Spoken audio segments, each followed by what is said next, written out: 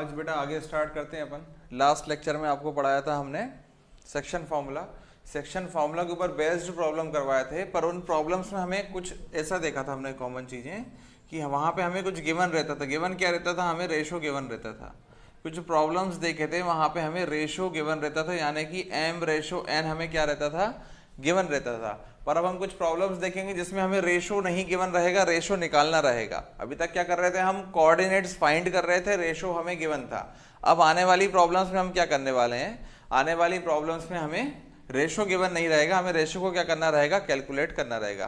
तो चलिए आज अपन स्टार्ट करते हैं, आगे स्टार्ट करते हैं इस तरीके के क्वेश्चन जिसमें हमें रेशो निकालना रहेगा।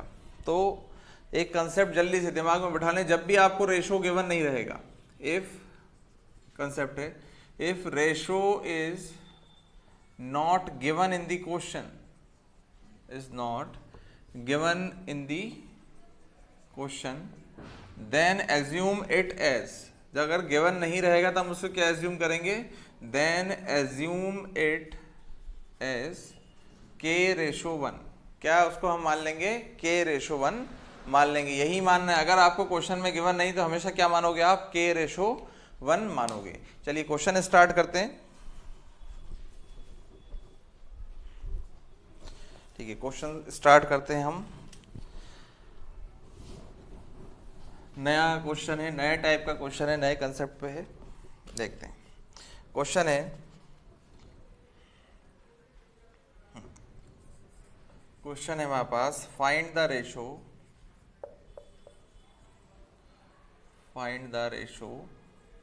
in which the point px2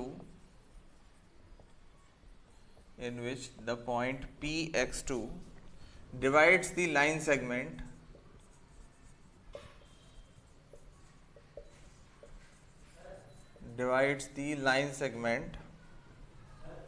joining the points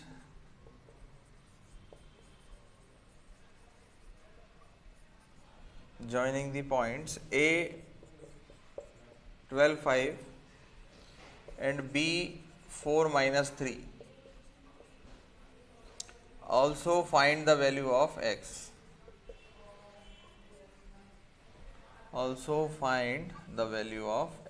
चलिए क्वेश्चन देखते हैं जल्दी से, क्या बोल रहा है क्वेश्चन में। सबसे पहले टेक्स्ट से इंफॉर्मेशन बाहर निकालना रहेगा, यही करते हैं हमारे क्वेश्चन में। Find the ratio in which, चलो रेशो निकालना है। Let the ratio be k/1। Ratio क्या मान लिया हमने? k/1। In which the point x2, कौन सा पॉइंट डिवाइड कर रहा है? x2 डिवाइड कर रहा है। कौन सा पॉइंट डिवाइड कर रहा है? x2 divides the line segment joining the points a and b। किसको डिवाइड कर रहा है? a और b को ज्वाइन करने वाली लाइन को कौन डिवाइड कर रहा है? x2 डिवाइड कर रहा है। मैं मान लेता हूं उसको p, उसको मान लिया मैंने p। कोऑर्डिनेट्स लिख देता हूं x2। a के कोऑर्डिनेट्स हैं 12,5 और b के कोऑर्डिनेट्स हैं 4-3। Also find the value of x। इस x की भी वैल्यू निकालनी है। ठीक है बेटा, क्या माना है मैंने? पहले किस रेशो में डिवाइड करता था? m/n में। अब मैंने क्या मान लिया रेशो फाइंड करने के लिए? k/1। किस रेशो में डिवाइड कर रहा है? k/1 में डिवाइड कर रहा है। चलिए फॉर्मूला लगा देते हैं हम, this into this plus this into this equals to this. तो यहाँ पे x की वैल्यू तो हमें फाइंड करनी है, पर लेकिन y इक्वल्स टू क्या लिख सकता हूँ मैं? y इक्वल्स टू लिख सकता हूँ my2 plus ny1 upon m plus n, section formula. चलिए लगाते हैं। -3 इंटू के कितना हो जाएगा? -3k। -3 इंटू के हो जाएगा -3k प्लस 1 इंटू 5 कितना हो गया? ये 5 होल अपॉन k प्लस 1। चलिए सॉल्व करते हैं अपन इसको। सॉल्व करते हैं, क्रॉस मल्टीप्लाई कर देते हैं। k प्लस 1 इंटू 2 कितना हो जाएगा? 2k। k into 2 2 plus 1 into 2 2। k plus 1 को यहाँ मल्टीप्लाई कर दिया, इक्वल्स टू -3k प्लस 5। जो लिखा था उसी को लिखे रहने दिया। -3 को हम इस तरफ ले आते हैं, -3k को इस तरफ ले आए, कितना हो गया ये? 5k। 2k माइनस का हो जाएगा प्लस 3k, टोटल हो जाएगा 5k इक्वल्स टू 5 - 2 यानी कि ये कितना हो गया? 3। तो k इक्वल्स टू कितना आ गया? 3/5। के इक्वल्स टू कितना आ गया 3/5, ये हो गया 3, ये आ गया आपका 3/5। मतलब किस रेशो में डिवाइड कर रहा है, अपन ने क्या माना था, किस रेशो में डिवाइड कर रहा है, k/1, मतलब 3/5/1। इसका मतलब क्या होगा 3/5, इसका मतलब क्या होगा 3/5, क्योंकि बेटा रेशो का मतलब क्या होता है 3/5/1/1। भाई 1 है, इसके नीचे क्या होगा 1, तो क्या हो जाएगा 1/1, मतलब रेशो क्या आ गया हमारा 3:5। के की वैल्यू आई 3/5, हमने यहाँ वैल्यू रखी 3/5/1। और जब अपन ये रेशो को सॉल्व करते हैं, जैसे a/b लिखा है तो इसका मतलब होता है a/b, तो 3/5/1 लिखा है, इसका मतलब होगा 3/5/1, मतलब क्या हुआ 3/5, तो वैल्यू क्या आ गई 3/5। एक तो आ गया हमारा ये आंसर, एक तो आ गया ये आंसर। बेटा के की वैल्यू जैसे मान लो 3 आती तो आंसर क्या होता, आंसर हो जाता 3/1। के की वैल्यू जैसे 3 आती तो आंसर हो जाता 3/1। के की वैल्यू आई है 3/5, तो आंसर क्या हो गया 3/5। क्या है उसका रीजन, ये मैंने आपको एक्सप्लेन किया है। तो बेटा यहाँ पे मुझे m और n की वैल्यू मिल गई है, तो जो रेशो निकालना था हमने निकाल लिया है। क्या आया है रेशो 3/5। कितना आया रेशो 3/5। ये के चक्कर में कंफ्यूज नहीं होना सर, ये 3/5 है, रेशो 1 है, आपने यहाँ 3/5 कैसे लिख दिया बेटा, अभी रीजन डिस्कस किया उसका। तो क्या आया 3/5। अब इस x के लिए हम फॉर्मूला लगा देते हैं, इस x के लिए फॉर्मूला लगा देते हैं 3 दिस इंटू दिस, 3 इंटू 4 कितना हो जाएगा 12, this into this,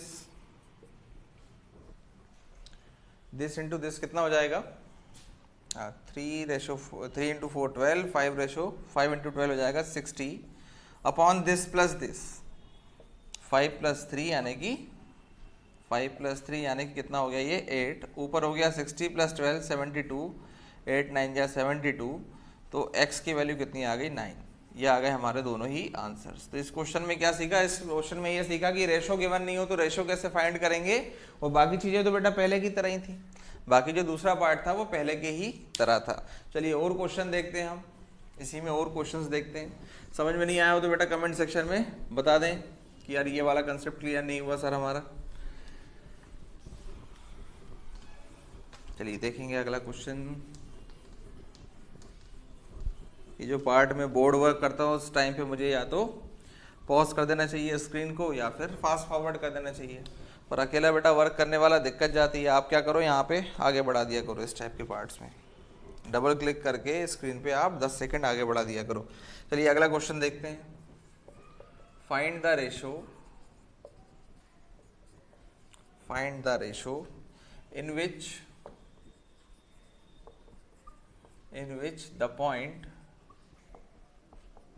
in which the point P11y divides the line segment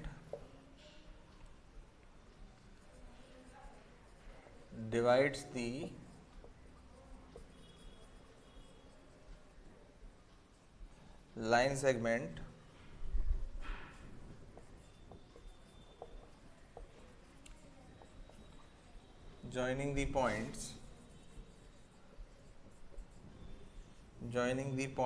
A 12 5 and B 4 - 3। Sorry गड़बड़ हो गया, A 15 5 and B 9 20 and B 9 20। Also find the value of y।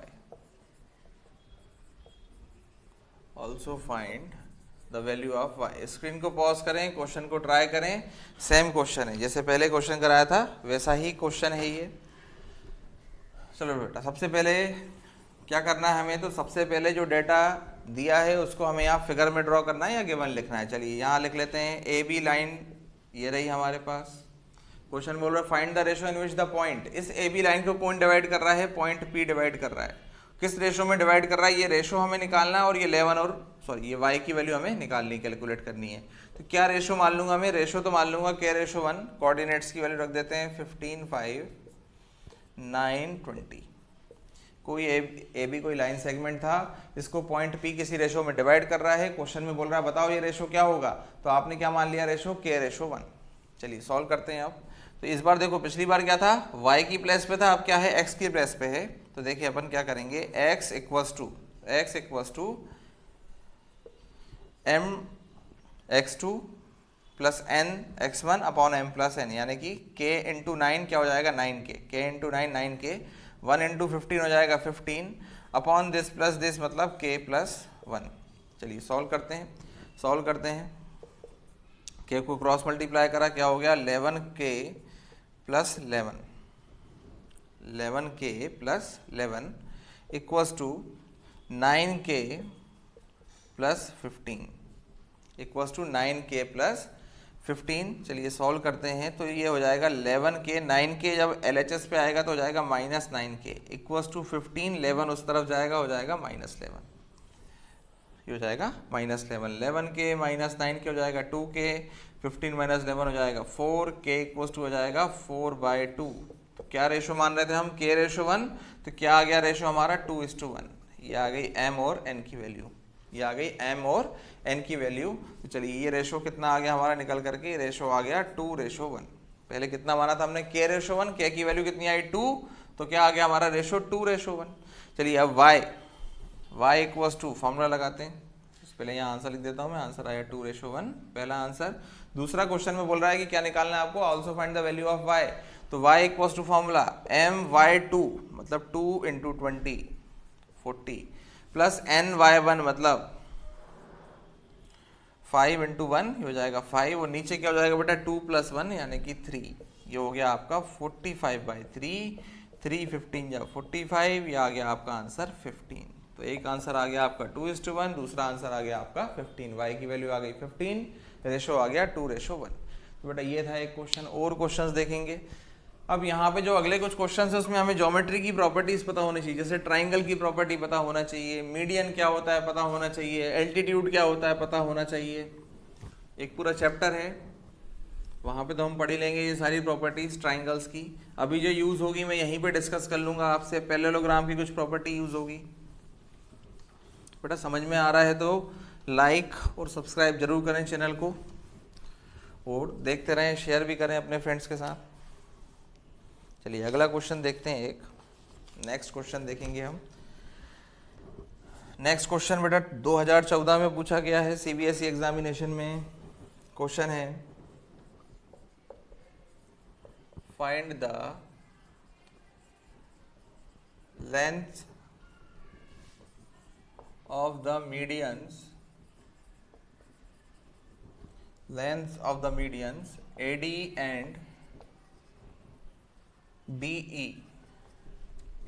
and BE of a triangle ABC whose vertices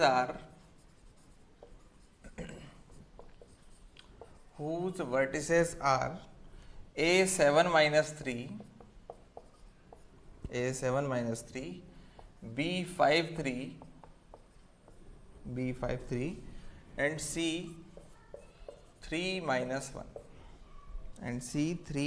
1 2014 का आया हुआ question. Properties पता होना चाहिए, properties अगर हमें पता है तो क्वेश्चन को इजीली सॉल्व कर सकते हैं। किस चीज की प्रॉपर्टी बेटा, देखो यहाँ पे क्वेश्चन में बोला गया मीडियन निकालो। चलिए देखते हैं।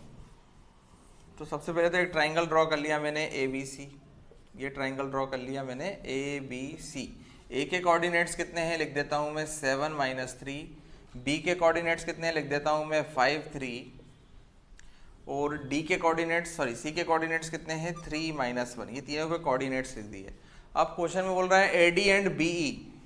चलिए AD एंड BE, क्वेश्चन में बोल रहा है मीडियंस हैं, तो मीडियंस क्या होती हैं बेटा समझ लो, मीडियंस क्या होती हैं समझ लो, और एल्टीट्यूड क्या होती है ये बात भी समझ लो। What is median of a triangle, तो मीडियन क्या होती है बेटा ट्राइंगल की, कोई भी एक लाइन जो वर्टेक्स से बनेगी, जो ट्राइंगल के वर्टेक्स से बनेगी और उसके अपोजिट साइड को बाइसेक्ट करेगी। A line drawn from vertex of a triangle to the कहाँ बनाते हैं बेटा इसको, ये अपोजिट साइड पे बनाते हैं, vertex of a triangle to the opposite side which bisects that side. वो जो अपोजिट साइड है उसको क्या करेगी, ये बाइसेक्ट करेगी। Line drawn from vertex of a triangle to the opposite side which bisects that side. इस साइड को ये क्या करेगी, बाइसेक्ट करेगी। बाइसेक्ट करेगी का मतलब समझ लो बेटा, जब भी बोलेंगे अपन ज्योमेट्री में बाइसेक्ट का मतलब होता है दो बराबर पार्ट में डिवाइड कर देना, दो बराबर पार्ट में डिवाइड कर देना। इसको मैं इस तरीके से ब्रेक करूं कि ये किस में हो जाए, दो बराबर पार्ट में डिवाइड हो जाए। तो किस पॉइंट से ब्रेक करूंगा मैं, डी पॉइंट से। तो डी पॉइंट बोल सकते हो आप कि बीसी को किस पार्ट में डिवाइड करेगा, बराबर भाग में डिवाइड कर देगा, बराबर पार्ट्स में डिवाइड कर देगा। मतलब ये रेशो क्या हो जाएगा, ये रेशो हो जाएगा 1:1। मतलब बेटा ये पॉइंट क्या हो गया, ये पॉइंट हो गया मिड पॉइंट। 1:1 में डिवाइड कर रहा है, बराबर भाग में डिवाइड कर रहा है, मतलब ये क्या हो गया, ये हो गया मिड पॉइंट। सिमिलरली ये भी बीई भी एक मीडियन है। तो मीडियन क्या करती है, अपोजिट साइड की वर्टेक्स से अपोजिट साइड पे बनाते हैं, इस तरीके से बनाते हैं कि अपोजिट साइड को दो बराबर भाग में डिवाइड करें। तो ये भी क्या हो गया हमारा मिड पॉइंट। ई भी क्या है हमारा मिड पॉइंट, मतलब 1:1। ई भी क्या है हमारा मिड पॉइंट है। तो मीडियन का मतलब समझ गए। अब एल्टीट्यूड क्या होता है, altitude is a line which is drawn from the vertex to the opposite side but it is perpendicular to the opposite side. Opposite side पे क्या होती है, परपेंडिकुलर होती है। It is not necessary that it bisects the opposite side. ये necessary नहीं है कि अपोजिट साइड को बाइसेक्ट करे। बाई चांस कभी ऐसा आ जाएगा कि हाँ हम कोई भी एक ट्राइंगल की मीडियन बना रहे हो, वो कैसी निकली, परपेंडिकुलर निकली, तो वो क्या करेगी, बाइसेक्ट। पर लेकिन ऐसा भी हो सकता है, जैसे ये एक ट्राइंगल ले लेता हूं मैं, तो यहां देखें जैसे ये मैंने परपेंडिकुलर ड्रॉ किया, तो ये एल्टीट्यूड इस ट्राइंगल को बाइसेक्ट नहीं कर रही है। जबकि मीडियन क्या होती, मीडियन इसको क्या करती, बाइसेक्ट करती, दो बराबर भाग में, दो बराबर पार्ट में इसको डिवाइड करती। तो ये डिफरेंस था एल्टीट्यूड और मीडियन का। तो मीडियन हमेशा अपोजिट साइड को दो बराबर पार्ट में डिवाइड करती है, उसको क्या करती है, बाइसेक्ट करती है। यानी कि डी और ई क्या है, इसका मतलब डी और ई क्या है, इसका मतलब अगर ये मीडियंस है तो D and E are midpoints of D किसका मिड पॉइंट है, BC का, और E मिड पॉइंट है AC का respectively. According to property we know that D and E are midpoints of BC and AC respectively। अब बेटा mid point equation में बोल रहा है find the length of the medians, median की length निकालो।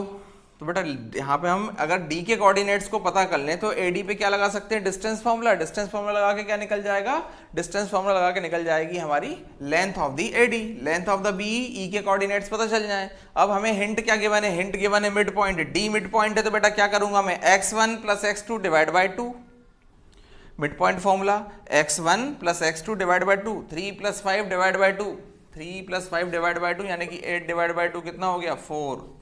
तो क्या आ गया ये मेरा 4।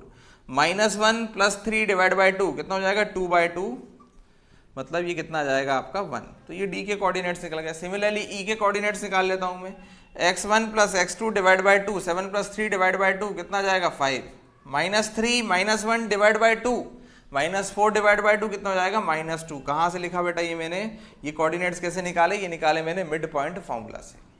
अब मुझे कोऑर्डिनेट्स पता है, ए डी की लेंथ में निकाल सकता हूँ x2 - x1 whole square plus y2 - y1 whole square, और किसमें, अंडर रूट में। चलिए निकाल लेते हैं।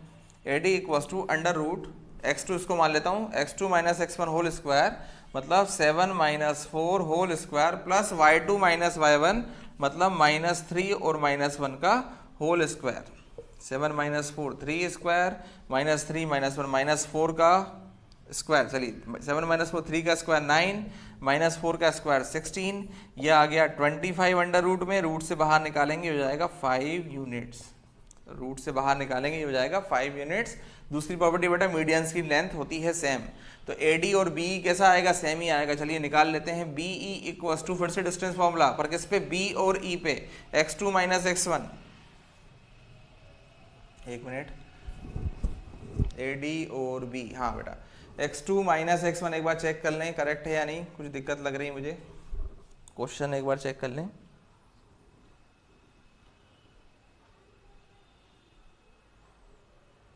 हाँ बेटा मिस्टेक है, ये मिस्टेक है, ये है 3 - 1, मैंने 5 3 लिख दिया है, ये है, अरे एक मिनट, B 5 3 C 3 -1। चलिए देखते हैं।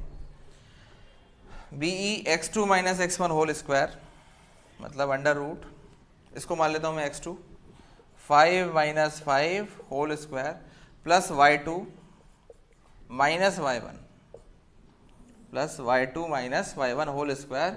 5 - 5 क्या हो गया 0, -2 -3 कितना हो गया -5 का स्क्वायर, यानी कि अंडर रूट 25। यह जाएगा आपका आंसर 5 यूनिट्स। कन्फ्यूजन थोड़ा सा मुझे इसलिए हुआ था, मुझे लग रहा था मैंने ये c की वैल्यू यहाँ आनी चाहिए थी, 5 3 गलत लिख दिया है। चलिए समझ में आ रहा है सभी को। तो ये लेंथ निकालनी, लेंथ निकालने के लिए क्या चाहिए था हमें, कोऑर्डिनेट्स चाहिए थे, जिससे डिस्टेंस फॉर्मूला लगा सकते हैं। और कोऑर्डिनेट्स ज्योमेट्री का क्वेश्चन था, कहाँ से मिले हमें, इस हिंट से मिले कि ये क्या है, मीडियन है। तो मीडियन है तो अपोजिट साइड को बाइसेक्ट करेगी।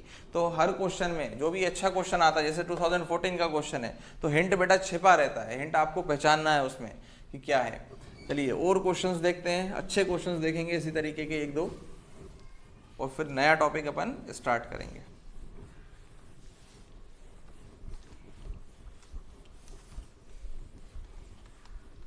चलिए देखते हैं बच्चों।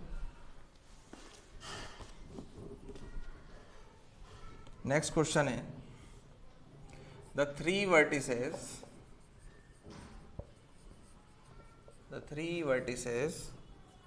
of a parallelogram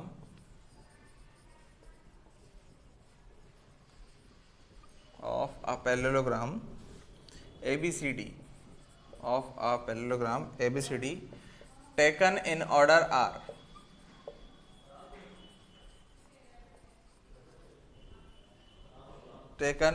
are A 3 - 4,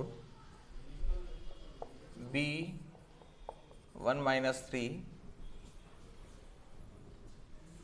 and C -6 2 find the coordinate of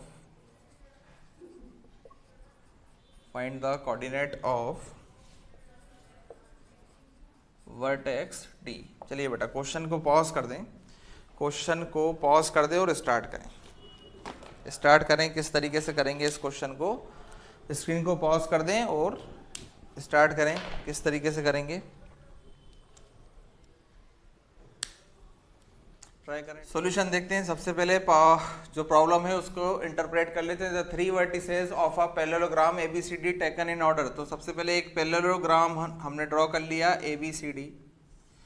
ABCD taken in order, मतलब ABCD कुछ इस तरीके से, ABCD टेकन इन ऑर्डर।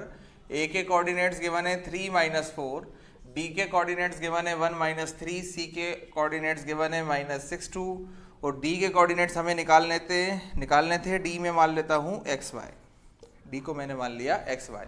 अब पैरेललोग्राम की जो प्रॉपर्टी है उसको समझो बेटा। पैरेललोग्राम के जो डायगोनल्स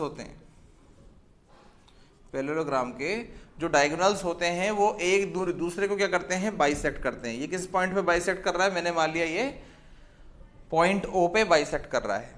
पॉइंट O पे बाइसेक्ट कर रहा है मतलब O AC का मिड पॉइंट होगा और O ही BD का भी मिड पॉइंट होगा।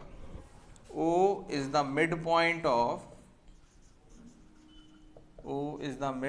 Of AC। O AC का मिड पॉइंट होगा क्योंकि डायगोनल्स एक दूसरे को क्या करते हैं, बाइसेक्ट करते हैं, मतलब 2 बराबर भाग में डिवाइड करते हैं। तो O AC का मिड पॉइंट होगा और O ही क्या होगा, BD का भी मिड पॉइंट होगा, and also it is mid point of BD। चलिए सबसे पहले AC पर हम लगा देते हैं मिड पॉइंट फॉर्मूला। तो O के कोऑर्डिनेट्स आ जाएंगे, क्या हो जाएगा, x1 + x2 डिवाइड बाई 2, मतलब -6 + 3 डिवाइड बाई 2, -3/2। तो एक कोऑर्डिनेट तो आ गया -3/2। दूसरा y1 + y2 divide by 2, -4 + 2 divide by 2, यानी कि -2/2। ये आ गया -1, चलिए ये आ गया हमारे पास मिड पॉइंट। अब BD का मिड पॉइंट क्या है, BD का मिड पॉइंट O है। तो mid point equals to x1 + x2, x1 plus x2, x1 की जगह पे क्या है x, x2 की जगह पे क्या है 1 अपॉन टू। तो चलिए इसको सॉल्व कर लेते हैं हम। 2 से 2 cancel, -3 equals to x plus 1, तो x इक्वस टू -3 -1 यानी कि -4। तो x आ गया -4। y निकालना है तो o मिड पॉइंट है, इसलिए o क्योंकि मिड पॉइंट है इसलिए -1 equals to y1 plus y2 divide by 2, y1 plus y2 divide by 2, cross multiply कर लेते हैं, हो जाएगा -2 इक्वस टू y -3 यानी y equals to -2 plus 3, y equals to कितना आ गया 1। तो ये मिड पॉइंट ये d के कोऑर्डिनेट्स आ गए x y, मतलब कितना -4 और 1। ये हो गया हमारा आंसर। तो ये ज्योमेट्री से रिलेटेड प्रॉब्लम, एक प्रॉब्लम और करेंगे वो बस फिर अपन ये सेक्शन फॉर्मूले वाले टॉपिक को करने वाले हैं क्लोज, और फिर हम अपना नेक्स्ट टॉपिक स्टार्ट करेंगे। एक प्रॉब्लम और सॉल्व करते हैं और फिर हमारा ये सेक्शन फॉर्मूले वाला पार्ट को क्लोज कर देंगे हम। क्वेश्चंस आपको देंगे होमवर्क में, ईमानदारी से आपको करना है। चलिए एक प्रॉब्लम मैं देख रहा हूं यहाँ पे, the coordinates of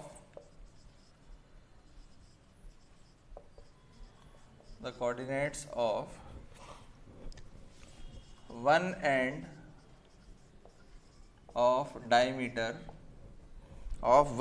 of diameter AB of a circle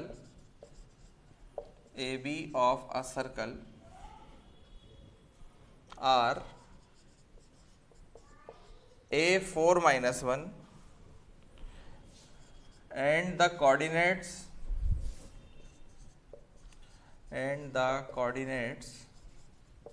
of center of a circle is C 1 minus 3. Find the coordinates of B. Find the coordinates of B. देखिए बेटा क्वेश्चन में क्या बोल रहा है, क्वेश्चन में बोल रहा है coordinates of one end of a diameter A B of a circle. कोई भी एक सर्कल है और ए बी क्या है उसका डायमीटर, डायमीटर मतलब कहाँ से पास हो रहा होगा, सेंटर से पास हो रहा होगा ए बी, जिसमें ए के कोऑर्डिनेट्स कितने हैं, ए के कोऑर्डिनेट से 4 - 1, और जिस सर्कल में ये डायमीटर है उसके सर्कल के centre of a circle is C, उसके कोऑर्डिनेट क्या है, centre of a circle is C, और उसके कोऑर्डिनेट से 1 - 3, उसके कोऑर्डिनेट से 1 - 3। क्वेश्चन में बोल रहा है बी के कोऑर्डिनेट्स निकालो, तो बी के कोऑर्डिनेट्स मान लेता हूं मैं एक्स वाई। चलिए ट्राई करें क्वेश्चन को, बड़ा ही आसान क्वेश्चन है, फिर से प्रॉपर्टी का यूज होगा। बेटा ज्योमेट्रिकल जो प्रॉपर्टीज हैं अलग अलग शेप्स की, पैरेललोग्राम, रेक्टेंगल, स्क्वायर, रोहम्बस और सर्कल, इन सब की बेटा प्रॉपर्टीज हमें पता होनी चाहिए। नेक्स्ट चैप्टर अपन वही स्टार्ट करेंगे, मेंसुरेशन, तब और अच्छे से क्लियर होंगी सारी चीजें। तो देखिए बेटा यहाँ पे सी सेंटर है, तो ए सी इक्वल्स टू होगा C B, as since C is centre, C क्या है, सेंटर है, इसलिए ए सी इक्वल्स टू होगा सी बी। क्यों, क्योंकि दोनों क्या है बेटा, दोनों की दोनों क्या है, दोनों की दोनों यहाँ पे रेडियस ऑफ अ सर्कल है, और रेडियस ऑफ अ सर्कल क्या होता है, इक्वल होता है, radius of a circle is same. तो ए सी इक्वल्स टू सी बी है, मतलब रेशो क्या होगा 1:1, रेशो क्या होगा 1:1, मतलब सी क्या है, C is the mid point of A B, diameter का मिड पॉइंट रेडियस होता है नो डाउट, तो सी क्या है यहाँ पे मिड पॉइंट है। अब क्या करना है आप जानते हो, मिड पॉइंट गिवन है, ए आपको गिवन है, बी आपको निकालना है, मतलब x1 y1 गिवन है, x2 y2 आपको निकालना है। ठीक है, देखते हैं।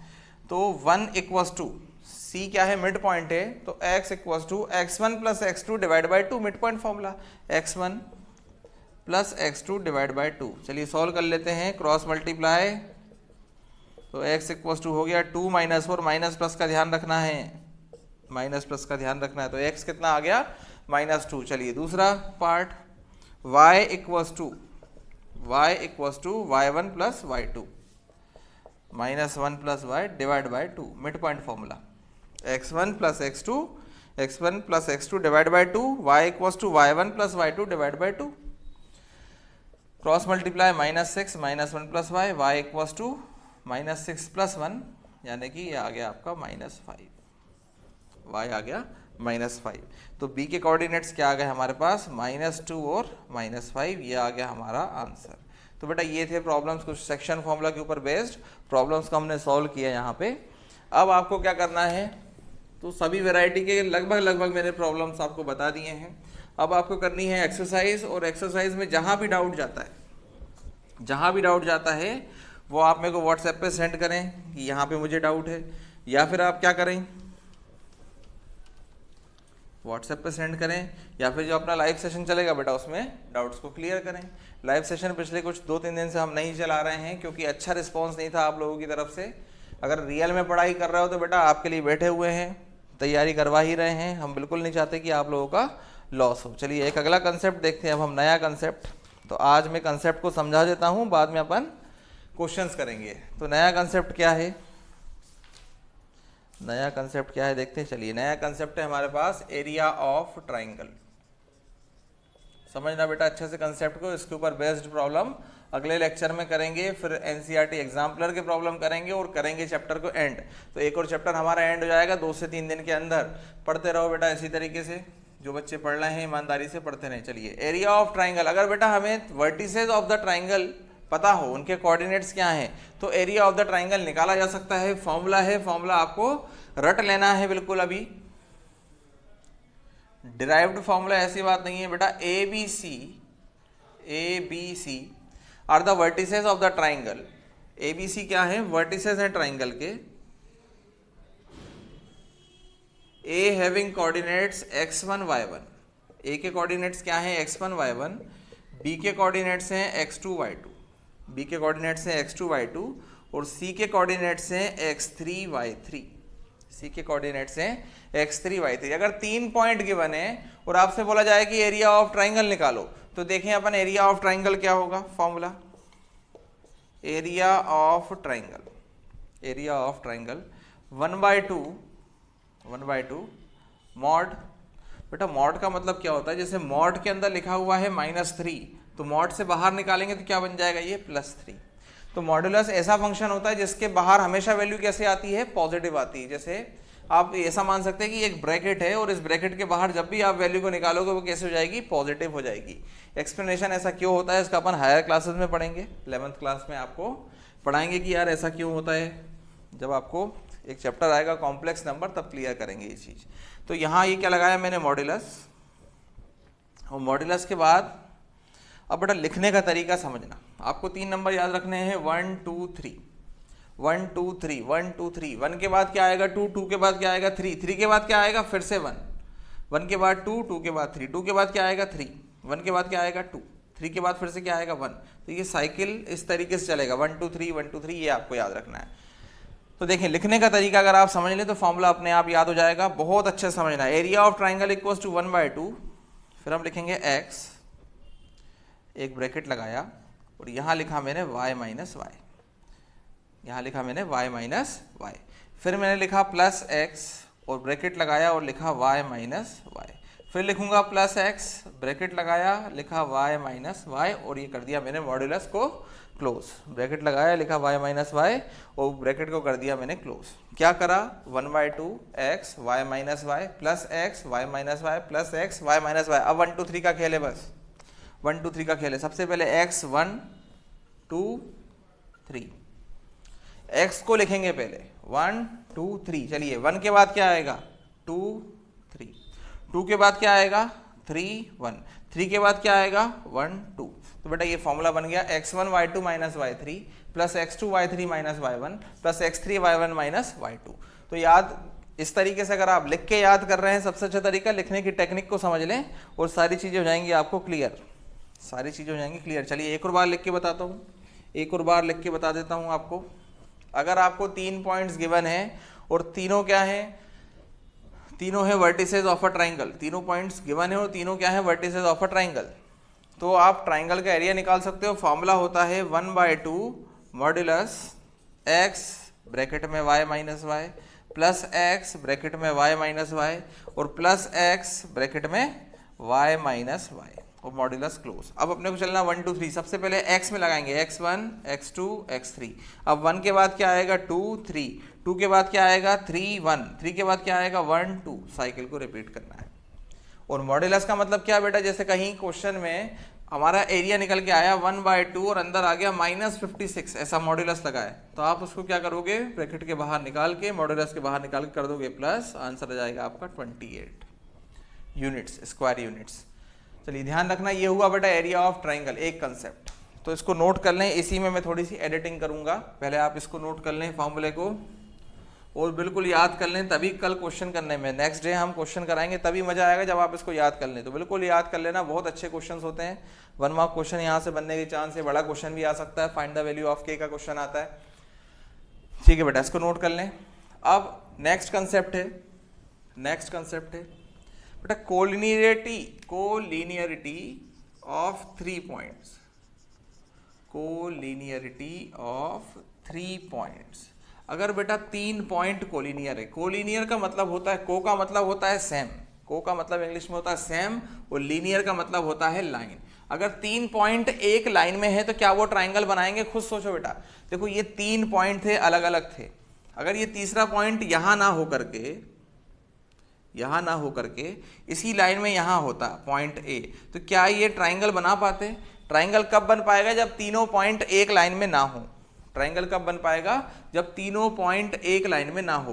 तो देखिए कोलिनियरिटी का टेस्ट हम किसका यूज करके कर सकते हैं? इसी का यूज करके कर सकते हैं। कैसे कर सकते हैं समझना।